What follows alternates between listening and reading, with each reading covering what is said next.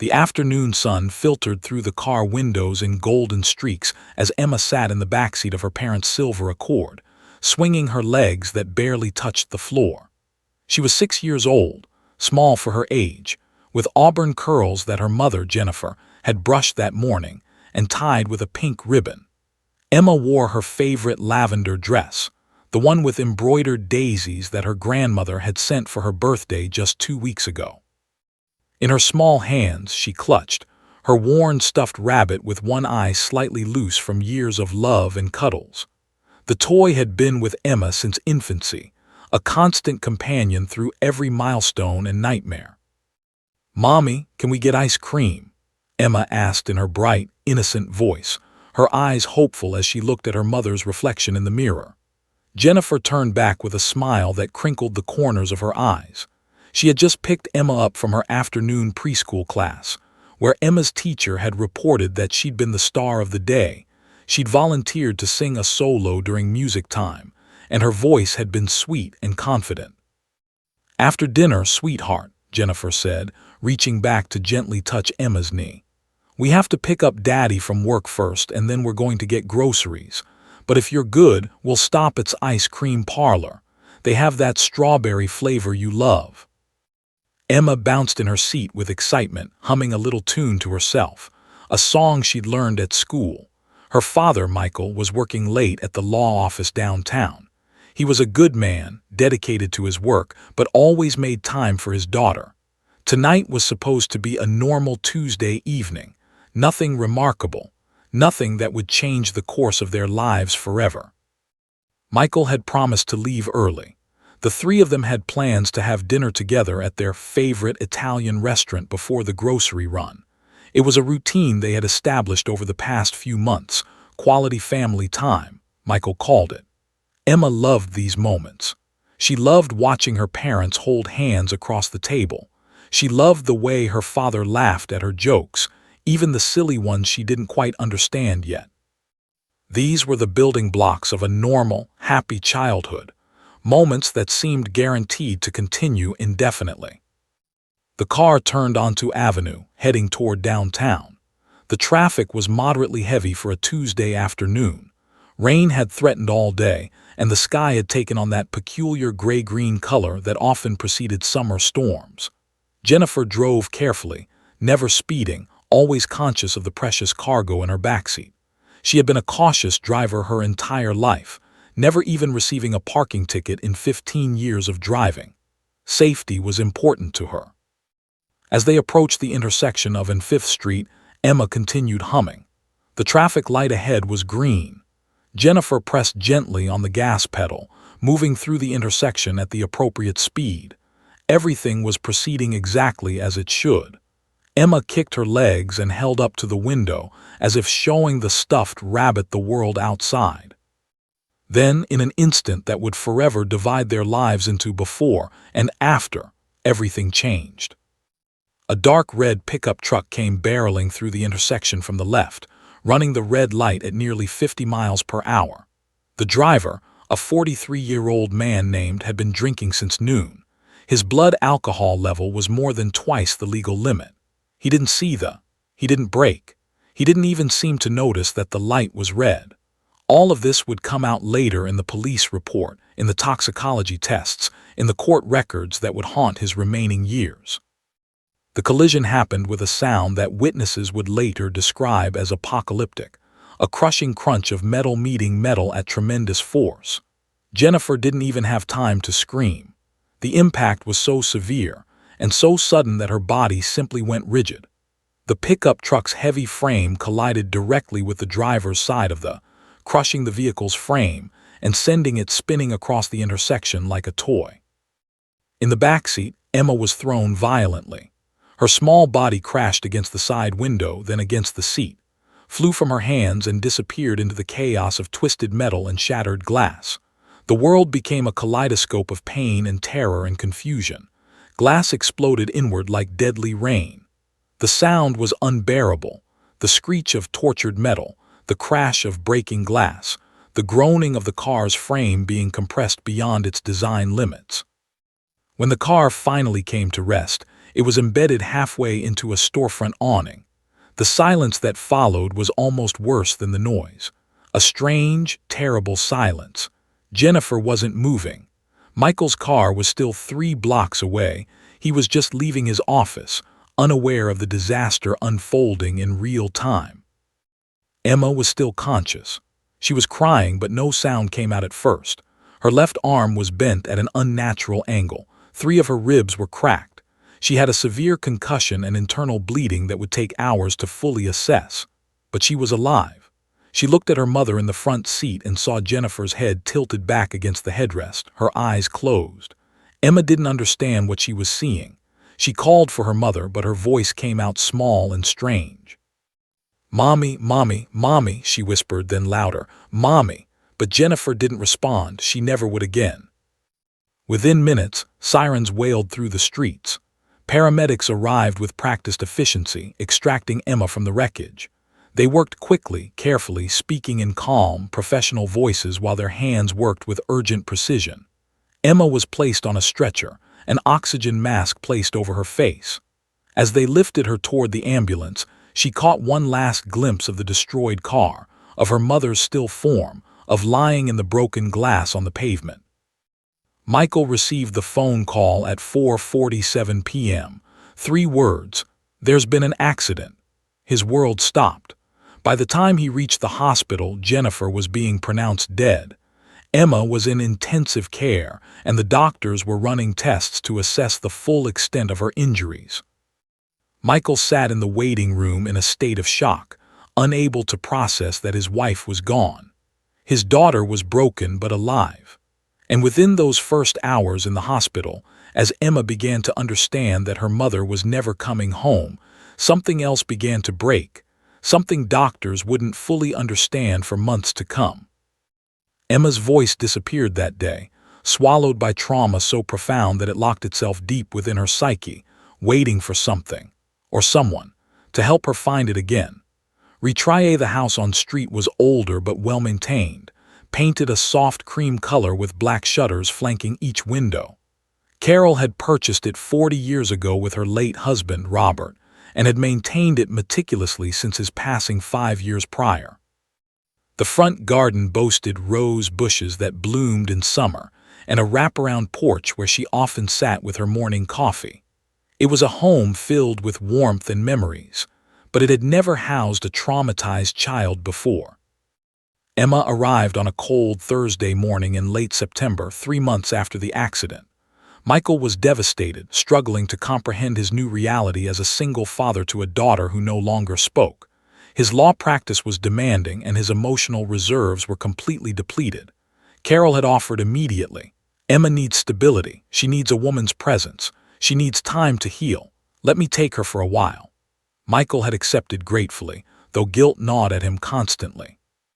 He visited every weekend, but the guilt never diminished. Carol stood at the front door as Michael carried Emma's small suitcase inside. Emma walked behind them like a ghost, her eyes fixed on the floor. She wore a pink jacket that hung loosely on her thin frame. She had lost weight since the accident, despite Carol's and Michael's best efforts to encourage her to eat. Emma was 6 years old but seemed somehow much older, as if the accident had stolen her childhood along with her voice. "Welcome home, Emma," Carol said gently, kneeling down to meet her granddaughter at eye level. Emma didn't respond. She simply stared past her grandmother, her green eyes, the same shade as her mother's, appearing distant and empty. Carol's heart broke into smaller pieces. The first week was the hardest. Emma explored the house like a wraith, touching nothing, speaking nothing. Carol had prepared a bedroom upstairs, decorated with soft yellow wallpaper and white furniture. She'd hung paintings of forest animals and flowers. She'd placed a small bookshelf filled with age-appropriate picture books. She'd even set up a child-sized desk with colored pencils and blank paper, thinking that if Emma couldn't speak, perhaps she could draw. Emma spent most of her time sitting on the bed, staring out the window at the street below. She wouldn't eat the meals Carol prepared, carefully chosen foods that Emma had previously enjoyed: macaroni and cheese, chicken nuggets, fruit salad with whipped cream. Carol would place the food on a tray and leave it, hoping that hunger would eventually override whatever psychological barrier had built itself around Emma's ability to nourish herself. At night, Emma would cry silently. Carol would hear the muffled sobs from the room across the hall and would go to her, sitting on the edge of the bed, stroking her granddaughter's hair, whispering softly, "It's okay, sweetheart. You're safe here. Grandma's here. You're not alone." But Emma would curl away, drawing the blanket over her head as if trying to disappear entirely from the world. By week 2, Carol had taken Emma to see Doctor, a child psychologist who specialized in trauma. The office was decorated to be child-friendly, soft colors, toys in the corner, a sandbox for play therapy. Doctor was a woman in her 50s with kind eyes and gentle movements. She spoke to Emma in a calm, unhurried voice, asking simple questions that required only yes or no answers, which Emma could indicate with nods or shakes of her head. "Emma, can you tell me how you're feeling?" Doctor asked during their second session. Emma said nothing. She simply stared at the wall. "That's okay," Doctor continued. "Sometimes it's hard to use words. That's completely normal when something scary happens. Your brain is protecting you right now. Sometimes our bodies and minds do things to keep us safe." Over the following weeks, Carol observed a pattern emerging. Emma was experiencing what Doctor had diagnosed as selective mutism, a psychological condition where children are unable to speak in certain situations despite having normal speech capacity. It wasn't that Emma couldn't speak. It was that something deeper, something rooted in trauma, had silenced her. The accident had fractured something fundamental in her ability to communicate. Carol began noticing that Emma would occasionally move to the desk in her room and pick up the colored pencils. At first, she drew simple things, scribbles, random lines. But gradually, her drawings became more deliberate, more expressive. She drew rain falling in heavy, dark lines. She drew a small figure standing alone in a large, empty space. She drew closed doors and locked gates. She drew storm clouds with lightning bolts striking the earth. One drawing particularly haunted Carol. Emma had drawn a car, but it was twisted and broken, and beside it stood a small figure with what appeared to be an open mouth, suggesting a scream that couldn't be heard. Carol carefully photographed each drawing before storing them in a folder, documenting what might eventually be important medical evidence of Emma's inner psychological state. Carol made phone calls. She attended a support group for guardians of traumatized children. She read books voraciously understanding childhood trauma, The Body Keeps the Score, Healing Your Traumatized Child. She consulted with doctors, specialists, and therapists. One psychiatrist suggested medication, but Carol hesitated. Emma was only 6. She wanted to explore every other option first. The holidays were approaching, and Carol was terrified. Emma's first Christmas without her parents. She decided to keep things simple and quiet. No large family gatherings. No overwhelming decorations. Just the two of them, maintaining gentle routines that might provide structure and safety. By late November, Carol was beginning to experience her own form of breakdown. She would lie awake at night, listening to Emma's nightmares. The child would cry out, not in words but in inarticulate sounds of fear and pain. Carol would rush to her room and hold her, whispering comfort into the darkness. During the day, Carol maintained a brave face, but alone in her room at night, she would cry. She was 72 years old, and she wasn't sure she had the emotional and physical reserves for this kind of caregiving. One afternoon in early December, Carol sat at her kitchen table with a cold cup of coffee, staring out the window at the bare trees. Emma was upstairs napping. Carol pulled out a brochure that had arrived in the mail 2 weeks earlier. It was from an organization called Hope, a charity that trained emotional support animals for children dealing with trauma. She read the testimonials. She saw photographs of children with dogs. She looked at the costs involved. It would deplete her modest savings. But as she looked at Emma's latest drawing, a small figure with her arm around a large golden shape, something inside Carol crystallized into determination. She picked up her phone and made the call that would change everything. "Yes, hello. she said to the voice on the other end. "I'm calling about your emotional support animal program. I have a granddaughter who needs help." The waiting period felt like an eternity. Carol submitted her application to Hope in early December, but she learned that the organization had a lengthy screening process. They needed to evaluate the household, interview Carol extensively, assess whether she could properly care for both a traumatized child and a specially trained animal. They needed to understand Emma's specific needs and match her with exactly the right dog, not just any animal, but one with the precise temperament and training to reach a child locked away by trauma. During those long winter months, Carol tried to maintain normalcy while hope flickered fragile and uncertain in her chest. She didn't tell Emma about the application. She couldn't bear the possibility of disappointing her granddaughter further. Emma had already experienced enough loss, enough broken promises, enough pain. Carol decided that if the organization approved her application, the dog's arrival would come as a surprise, a gift from a universe that had been cruel for far too long. In January, Carol received a call. The organization wanted to schedule a home visit. A woman named Sarah, the organization's director, would be coming on a Saturday afternoon to assess the home environment. Carol spent the entire Friday cleaning, organizing, preparing. She wanted everything to be perfect. She wanted Sarah to see a stable, safe, loving home where a traumatized child could begin to heal. Sarah arrived promptly at 2 o'clock on a cold Saturday afternoon. She was younger than Carol expected, perhaps in her early 40s, with an air of calm competence. She walked through the house, examining corners, checking the security of the back fence, looking at Emma's room with careful, assessing eyes. Emma, sensing a stranger in the house, had retreated to her room and locked the door. Carol didn't force her to come down.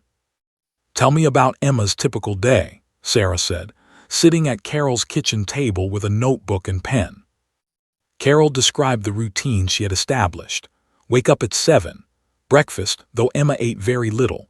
School from 9 to noon at a specialized program for children with developmental and emotional challenges. Lunch. Quiet time in the afternoon where Emma usually drew pictures or sat silently.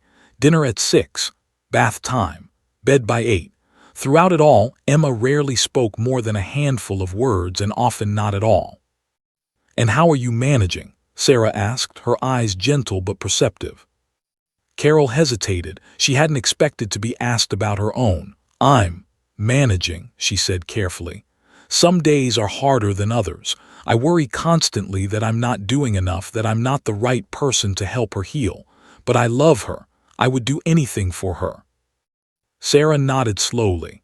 "That love is essential, but I want to be honest with you, Carol. An emotional support animal can be transformative, but it's not magic. It's a tool. The real healing happens through patience, consistency, professional help, and time. Lots of time. Emma's trauma is significant. Her silence is her mind's way of protecting her from overwhelming pain. When we introduce Buddy, and I do think you're an appropriate candidate for our program, we're essentially saying to Emma, there is something safe in this world. There is a living being who won't judge you, who won't leave you, who exists in the present moment with you. For a traumatized child, that's powerful." Carol felt tears prickling at her eyes. "When will we know if Emma is approved?" "We already have," Sarah said with a gentle smile. "I'll submit my recommendation today. Assuming our board approves, we should have a match for Emma within 6 to 8 weeks. 8 weeks. It felt like forever and no time at all simultaneously. The call came on a gray morning in March. Buddy was ready. He was a 3-year-old golden retriever, pale gold in color, with a gentle disposition and specialized training in trauma-informed emotional support. He had been working with another family for 2 years, but had been returned to the organization when the family relocated overseas.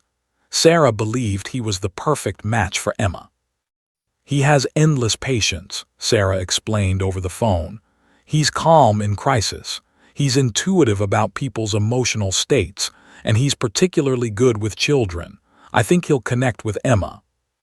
They scheduled the introduction for the following Saturday. Carol's hands shook as she hung up the phone. She had told Emma nothing. Now she had 6 days to prepare without revealing the surprise. She prepared Emma's room with a new dog bed, soft, cushioned, placed in the corner where Emma often sat. She purchased food and water bowls, toys, a leash. She stocked supplies. On Friday evening, she finally told Emma, "Tomorrow, someone special is coming to visit. I think you'll like them very much." Emma didn't ask who. She simply nodded slightly, her expression unreadable. Saturday morning arrived cold and clear. Carol made sure Emma was dressed and fed. At 10 o'clock, Sarah's car pulled into the driveway. Carol's heart pounded. This was it, the moment that might change everything or mean nothing at all. There was no way to know. Sarah opened the car door, and out stepped Buddy. The dog was beautiful, muscular but gentle, his golden coat gleaming in the morning sunlight. He wore a special vest indicating his status as an emotional support animal. Sarah held his leash loosely as she and the dog approached the front door. Carol invited them inside, her nervousness almost overwhelming. Emma was sitting in the living room, curled into the corner of the sofa, holding. When she saw the dog, her body went rigid. She didn't move. She didn't speak. She simply watched. "This is Buddy," Sarah said softly, settling onto the floor with the dog. "He's going to live here with you and Grandma Carol now. He's a very gentle boy. He's had some experiences that have made him understand what it feels like to be scared and sad. So he's very, very good at being quiet and just sitting with people when they need him." Buddy's tail wagged slowly. He showed no interest in jumping or playing or demanding attention. He simply lay on the floor, his chin resting on his paws, watching Emma with what Carol could only describe as compassion. For an hour, nothing seemed to happen. Emma watched Buddy. Buddy watched Emma. Sarah and Carol made small talk. But gradually, Carol noticed something shifting. Emma leaned forward slightly. Her eyes, which had been so empty for so long, held something new, curiosity perhaps, or interest or hope. "Can I let Buddy come closer?" Sarah asked gently. Emma didn't respond with words, but she didn't object either. Sarah allowed Buddy to move slightly closer, but the dog moved at his own pace, slowly, deliberately. He approached Emma's sofa and gently lowered his head, resting his chin on the cushion near Emma's leg. He didn't attempt to climb on the sofa. He didn't demand affection. He simply offered his presence. And something extraordinary happened. Emma's hand moved tentatively from and reached out, barely touching Buddy's head. Her fingers trembled slightly as she made contact with the dog's soft fur. Buddy's tail wagged. Carol felt tears streaming down her face. It was the first genuine gesture of connection Emma had made to anything, human or animal, since the accident. "Hello, Buddy," Sarah whispered, as if narrating the moment for all of them. "Emma is saying hello." Buddy remained perfectly still, allowing Emma to explore his presence at her own pace. And in that quiet moment, in that gentle exchange between a traumatized child and a compassionate dog, something began to shift. The wall around Emma's heart didn't crack open all at once, but it developed its first small fissure. Light began to creep in where only darkness had existed before. For 6 months, Emma and Buddy existed in a symbiotic relationship that seemed to rewrite the rules of Emma's trauma recovery. The dog didn't demand that Emma speak. He didn't require her to participate in therapy sessions or complete exercises designed to rehabilitate her voice. Instead, he simply existed beside her, steady, constant, unconditionally present.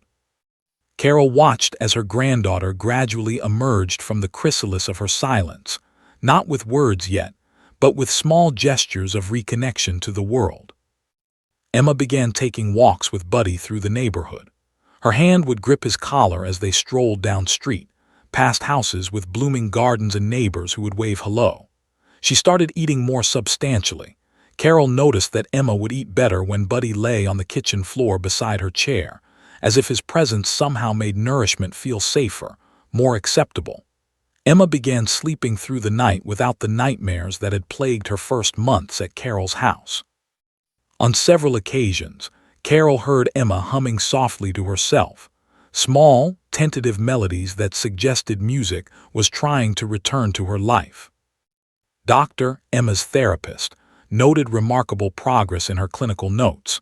The introduction of the emotional support animal appears to have provided Emma with a psychological anchor, she wrote. She demonstrates increased comfort with physical proximity to others.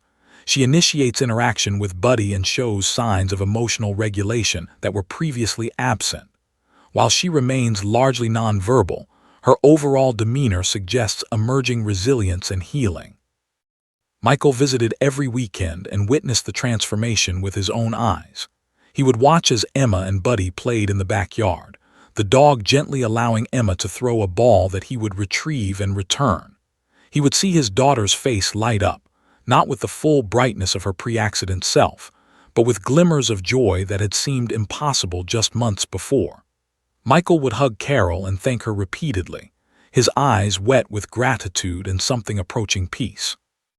It was on a Thursday evening in late August when everything changed. Carol was preparing dinner, chicken and rice, one of Emma's preferred meals, when she heard a car pull into the driveway. Through the kitchen window she saw a black luxury sedan, expensive and imposing. A woman stepped out, Michael's sister, whom Carol had only met twice in the past several years, was impeccably dressed in a designer suit, her dark hair pulled back severely, her expression sharp and businesslike. Carol's intuition immediately screamed that something was wrong. Knocked on the door with the authority of someone accustomed to being obeyed, Carol opened it cautiously. "Hello, Carol," said, her voice cool and professional. "May I come in?" Carol gestured her inside. Emma, sensing the tension, immediately retreated upstairs with Buddy following closely at her heels. "I'll get straight to the point," said, settling onto the sofa without being invited. "This arrangement with Emma living here, it's not working. You're 72 years old. You're retired on a fixed income. You live in this modest home. Emma needs more. She needs stability, resources, and proper family structure. My husband and I have decided to file for custody." Carol felt the blood drain from her face. Emma is thriving here. She's made remarkable progress. "Dog," interrupted coldly. "That's not a substitute for real family support. Michael is too emotionally unstable to provide adequate care. He's drowning in grief. You're elderly. Neither of you can offer Emma what she truly needs, which is a stable home with younger parents, resources, professional support, and siblings to help her feel part of a real family. My children adore her. We have a 4-bedroom house in the suburbs. We can afford the best therapists, the best schools, everything." Carol tried to argue but was already standing, placing an official-looking envelope on the coffee table. "You'll be hearing from my lawyer," she said. "We've already begun the process. I suggest you consult with an attorney of your own. This will be settled in court." She left as abruptly as she had arrived, leaving Carol standing in her living room, trembling, clutching the envelope like it might burn her fingers. The legal battle that ensued was unlike anything Carol had experienced in her 72 years. She hired a lawyer, an older man named Richard who worked from a modest office downtown. He explained the custody proceedings with clinical detachment, would need to prove that Carol was unfit, or that circumstances had significantly changed that warranted Emma's removal from her current living situation. "The good news," Richard explained during their first consultation, "is that Emma has been in your care for over a year with no substantive complaints from social services. The bad news is that has resources. She'll hire expensive lawyers. She'll file motions. She'll request home visits and psychological evaluations. This will be expensive and emotionally draining." The social worker assigned to the case, a woman named Detective Hayes, began appearing at the house. She examined the home environment with a critical eye, assessing everything from the cleanliness of the kitchen to the condition of Emma's bedroom. She asked Emma questions in a clinical, detached manner that seemed designed to intimidate rather than comfort. She requested medical records, school records, financial statements from Carol's legal team filed motion after motion. They hired a psychologist of their own who submitted a report claiming that Emma's continued mutism indicated insufficient therapeutic support in Carol's household. They presented statistics about elderly caregivers' health risks. They documented Carol's modest financial situation in meticulous detail, highlighting the disadvantaged living conditions. They presented Emma's medical records showing her ongoing need for specialized care, suggesting that Carol's resources were inadequate. Carol's lawyer submitted counterarguments.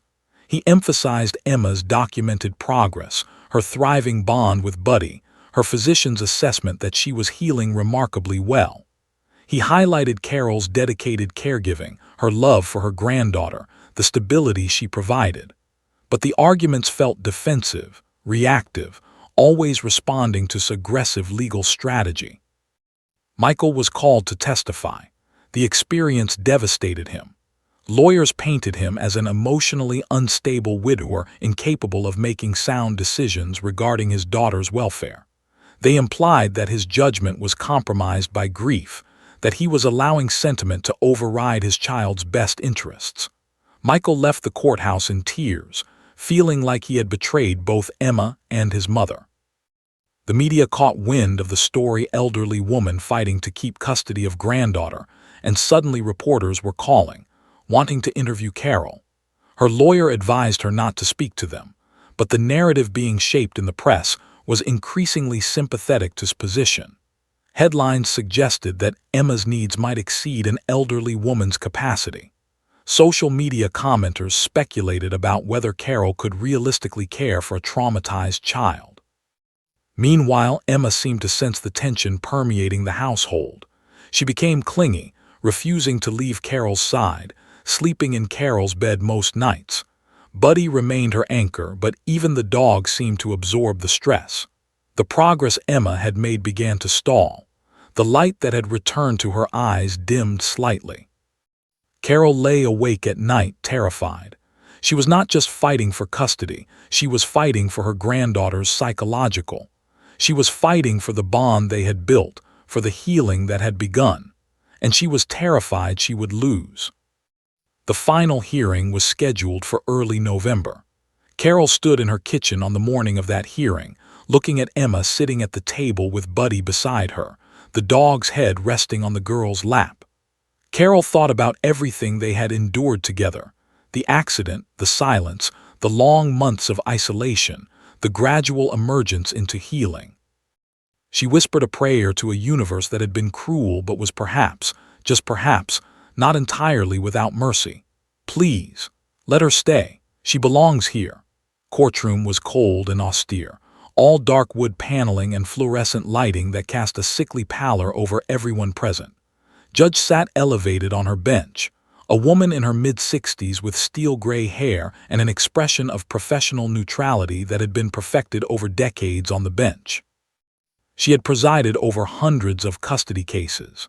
She had developed a reputation for being fair but firm, compassionate but realistic about the constraints of the law.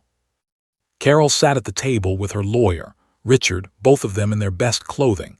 Carol in a dark blue dress she had worn to church for years, her silver hair carefully arranged. Michael sat in the gallery behind them, his face a mask of controlled anxiety. Sat at the opposing table with her lawyer, a slick man in an expensive suit named Harrison. She wore a cream-colored dress that whispered wealth and stability. Beside her sat her husband, Thomas, also impeccably dressed, presenting an image of successful, capable parenthood. The hearing had been proceeding for 2 hours. His lawyer had presented their case methodically and persuasively.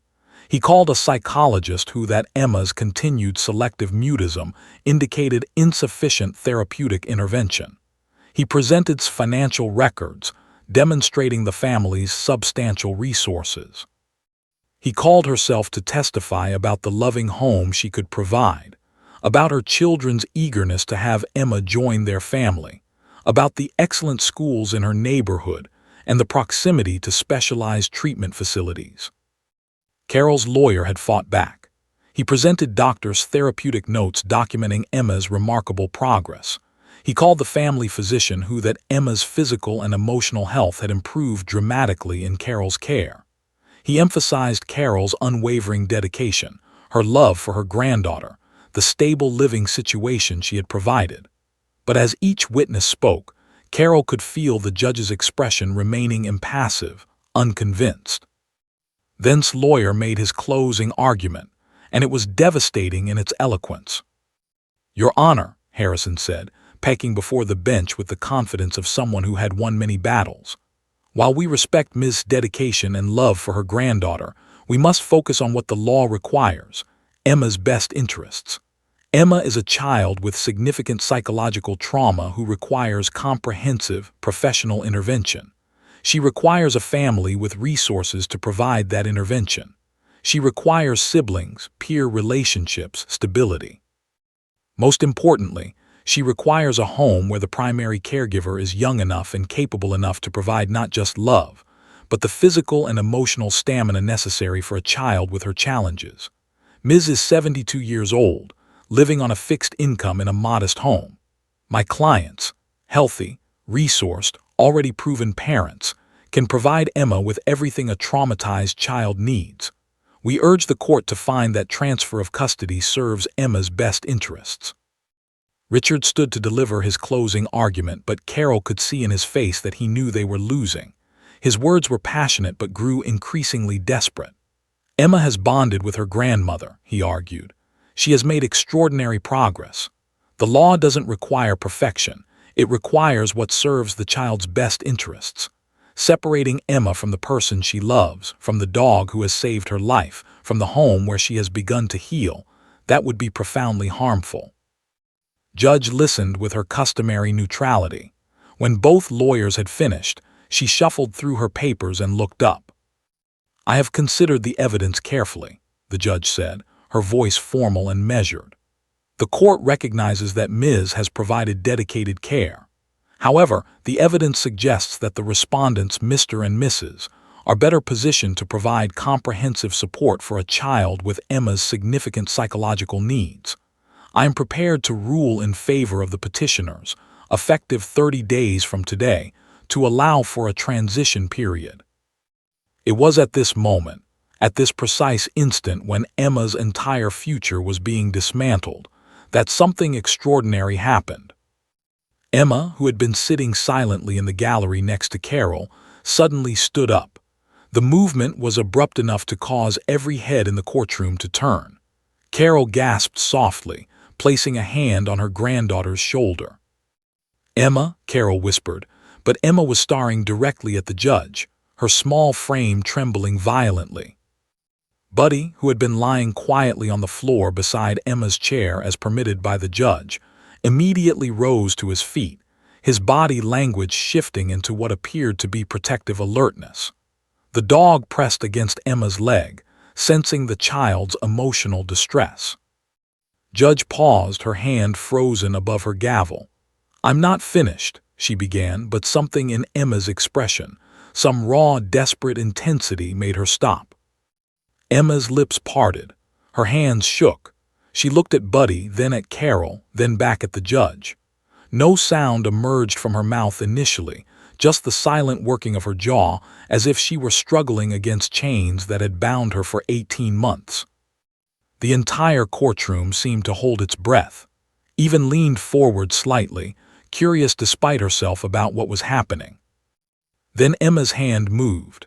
Slowly, deliberately, with the concentrated effort of a child performing an action of monumental importance, she grasped Buddy's paw.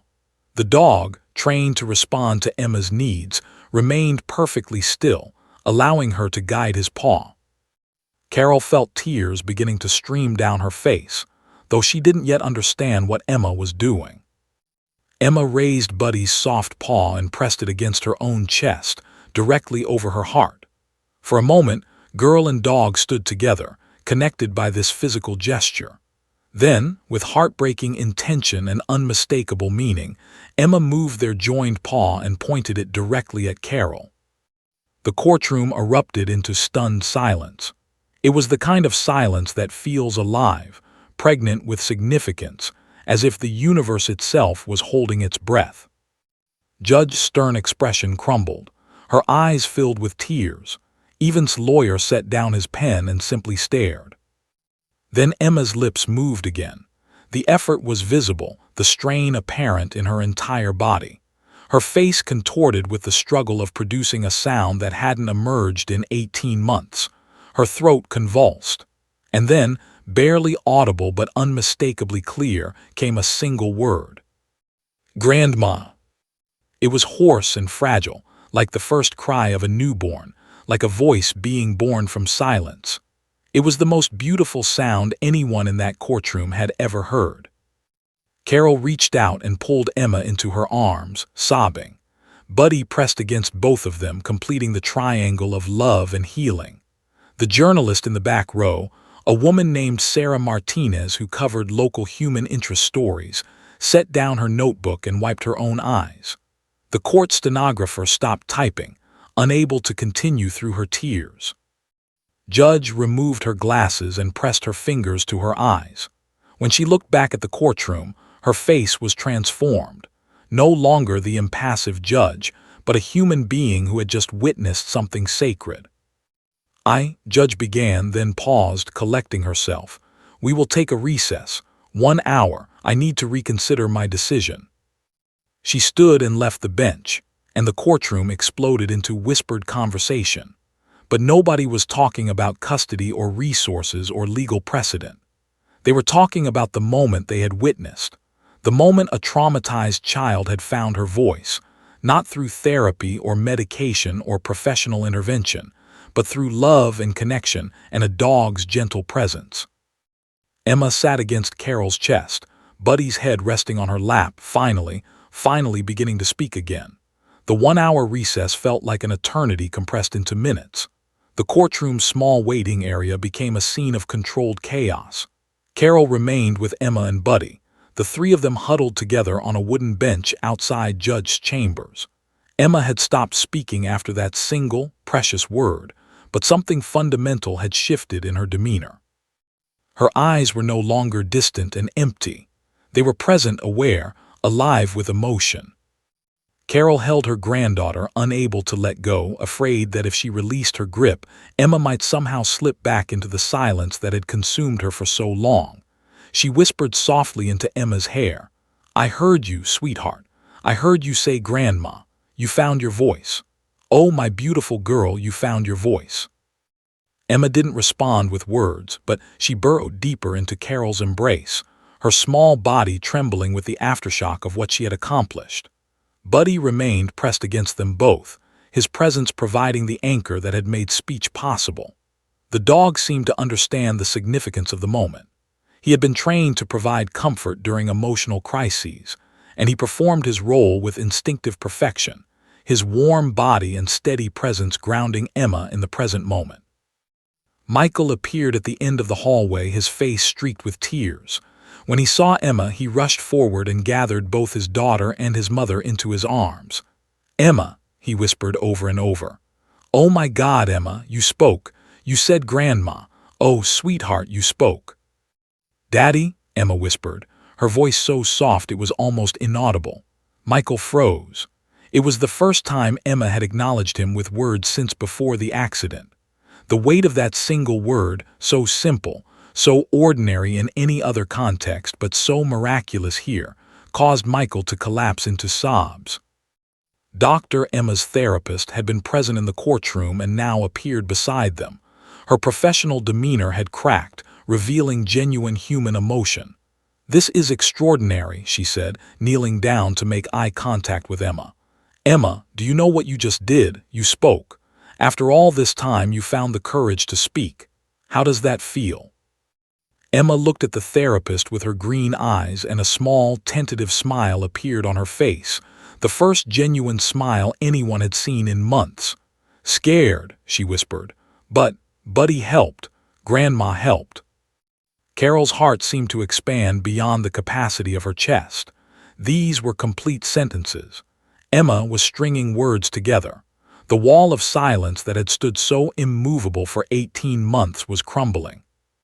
The court clerk appeared and announced that the judge was ready to reconvene. As they filed back into the courtroom, Carol could feel the weight of every eye upon them. The journalists had somehow spread about what had transpired before the recess. Camera flashes exploded as they entered. Social media was already ablaze with descriptions of the miracle in the courtroom. Judge entered and seated herself on the bench. Her eyes were red-rimmed, and when she looked at Emma, her stern expression was transformed by something that transcended professional neutrality.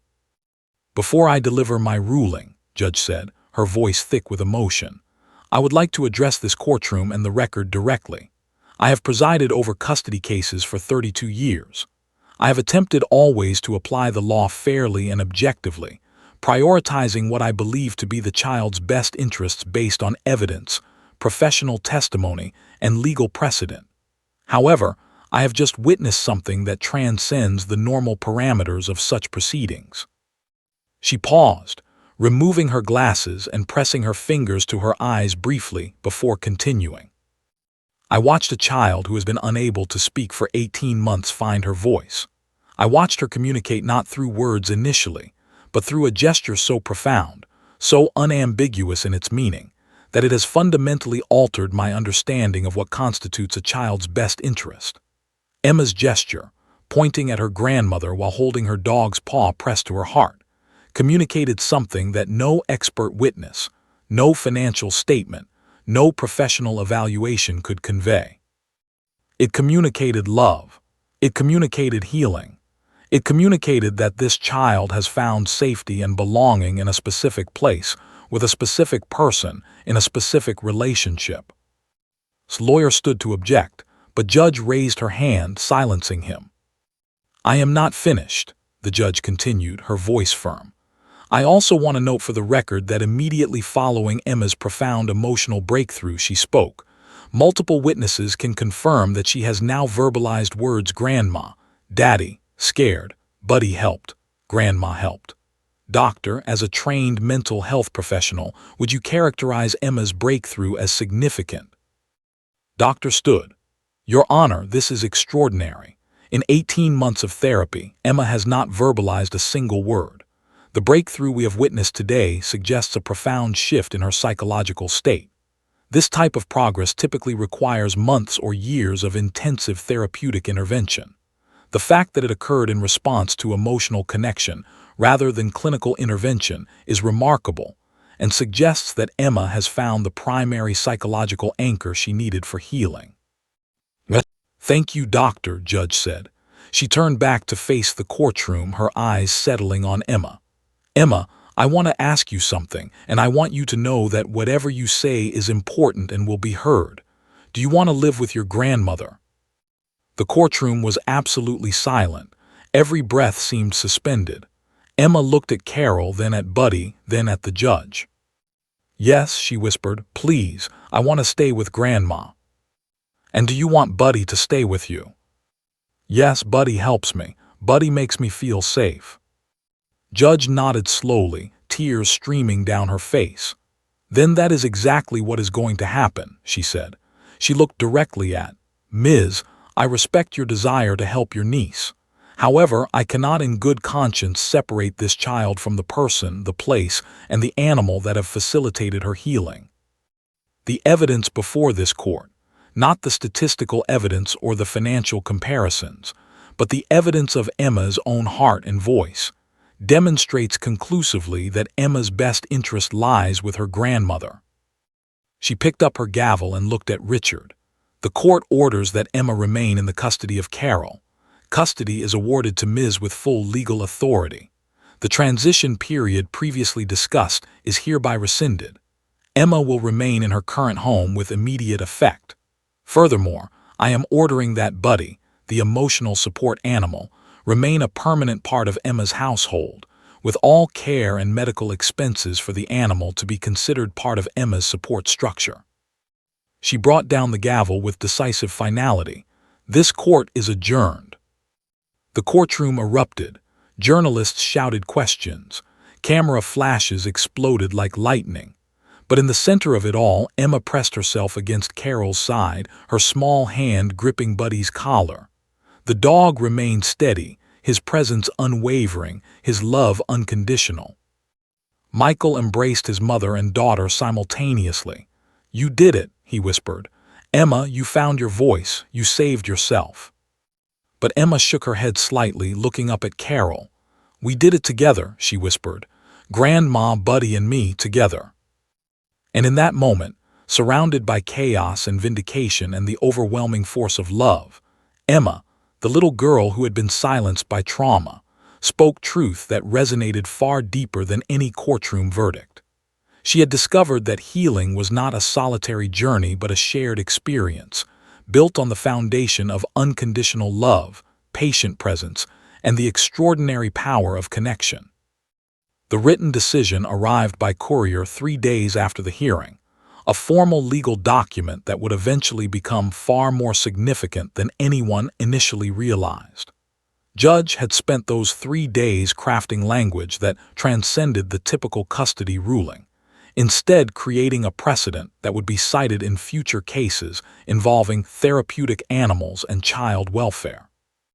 The opening paragraph read, "This court acknowledges a profound and extraordinary moment that occurred during these proceedings. A child's breakthrough from selective mutism facilitated not through clinical intervention alone, but through the presence of an emotional support animal and the unconditional love of a devoted grandmother. The law must sometimes recognize that measurable factors such as age, income, and resources do not always accurately predict a child's best interests when compared to the immeasurable factors of love, safety, and belonging." Judge went further, establishing what legal scholars would later call the Emma standard, the recognition that emotional and psychological bonds, particularly those involving therapeutic animals, could be determinative factors in custody decisions, potentially superseding more traditional considerations of financial resources and family structure. "The court finds," the decision continued, "that Ms. Carroll has provided Emma with a stable, loving environment that has directly facilitated the child's psychological healing. The introduction of an appropriately trained emotional support animal has been instrumental in Emma's recovery from severe trauma. To sever these connections in favor of an alternative arrangement would constitute harm to the child, regardless of the alternative arrangement's financial or structural advantages."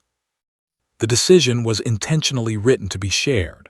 Within hours of its publication, it had been picked up by legal news outlets, psychology journals, and mainstream media. By the following morning, the story of the silent girl who found her voice in the courtroom was trending nationally on social media. Local news stations sent reporters to street. Camera crews lined the block outside Carol's home.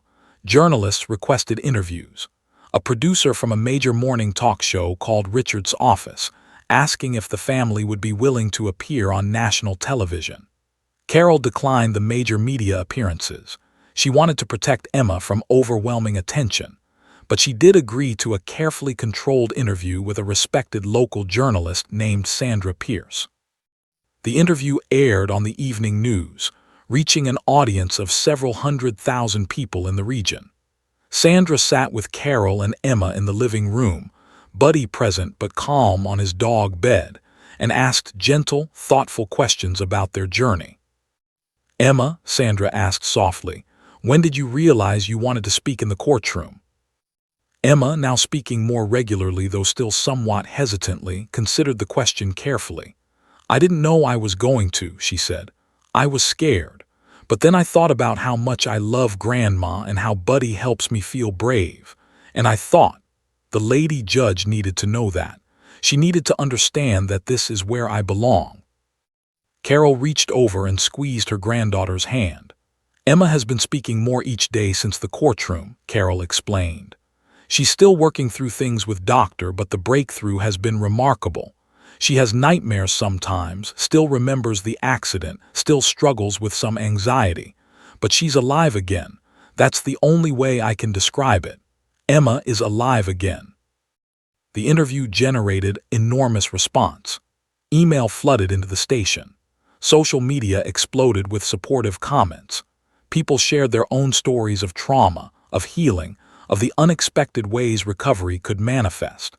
Mental health organizations began reaching out to Carol, requesting permission to use Emma's story in educational materials. Universities contacted her about participating in research studies on animal-assisted therapy and childhood trauma recovery. The attention extended beyond the local level. National news networks picked up the story. Psychology Today published an article titled "The Courtroom Miracle: How One Child's Bond with Her Dog Transformed Medical Understanding of Trauma Recovery." The American Psychological Association included Emma's case in their continuing education materials. Doctor was invited to present at conferences, discussing the unprecedented nature of Emma's breakthrough. But perhaps most significantly, Emma's case caught the attention of legislative bodies. A state senator named Michael, whose own daughter had experienced trauma, was moved by Emma's story. He began drafting legislation, initially titled Emma's Law Designed to Protect Children's Rights to Maintain Emotional Support Animals During Custody Disputes and Family Law Proceedings. This case demonstrates that we have been measuring family fitness by the wrong metrics, Senator stated during a press conference outside the courthouse. A child's psychological well-being, her sense of safety, her bond with her caregiver, her connection to the tools that facilitate her healing, these must be considered alongside traditional factors like age and income. Emma found her voice because she was allowed to remain in an environment of safety and love. We must change our laws to ensure that other children have that same protection. The legislation gained momentum quickly. Victim advocacy groups behind it, mental health professionals in support.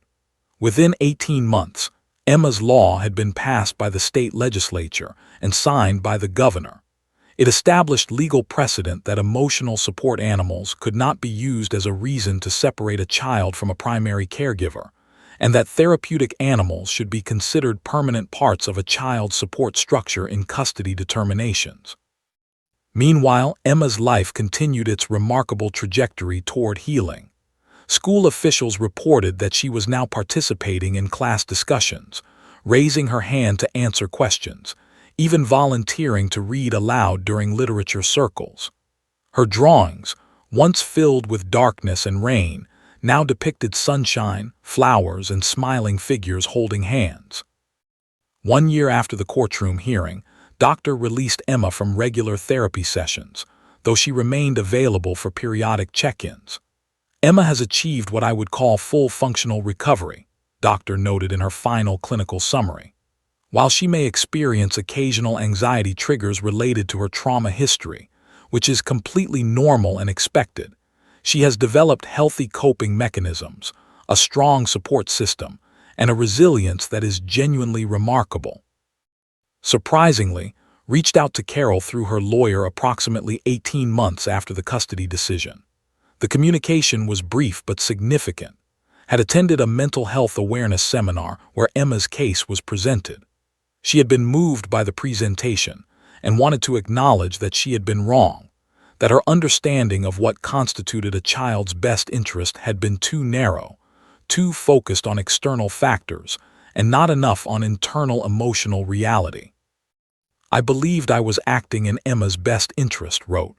I see now that I was measuring her needs through a limited lens. I am sorry. I hope that one day Emma will be willing to have a relationship with our family should she choose to. But I understand now that the most important thing is that she is safe, loved, and healing. You have given her that. Thank you. Carol showed the letter to Emma, who was now 9 years old. Emma read it quietly and then said simply, "Maybe someday, but right now I'm happy here with you and Buddy."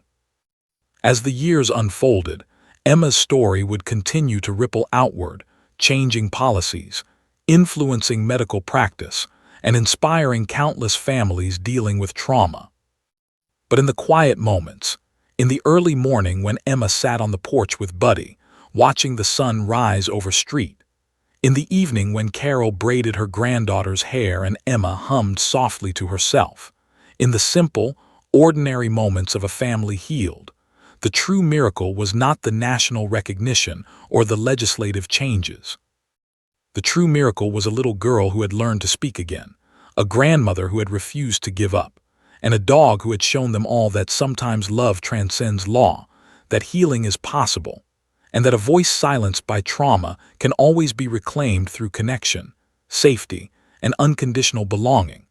5 years after the courtroom miracle, Emma stood backstage at Lincoln High School's auditorium, her hands trembling slightly as she adjusted the microphone clipped to her blazer. She was now 11 years old, no longer the fragile, silent child who had arrived at her grandmother's house in a state of profound trauma. She was poised, articulate, and possessed a quiet confidence that seemed almost impossible given where she had begun. Buddy lay on a cushioned mat just off stage, his golden coat now showing hints of gray around his muzzle. He was aging gracefully, still alert and present, still attuned to Emma's emotional state. The dog's eyes tracked his girl's every movement, as if ensuring through sheer force of will that she remained safe and supported. "You're going to be wonderful," Carol whispered, squeezing Emma's shoulder. Her grandmother, now 77 years old, had been instrumental in preparing Emma for this moment. They had practiced the speech countless times in the living room on street, with Buddy serving as their audience. Carol had been a teacher for 40 years before retirement, and she understood the power of public speaking, of telling stories that moved hearts and changed minds. "What if I forget what I'm supposed to say?" Emma whispered back, a familiar anxiety flickering across her face. "Then you look at Buddy, you take a breath, and you remember that you are the bravest person I know," Carol said simply. "You have already overcome so much. This is just telling people about that journey.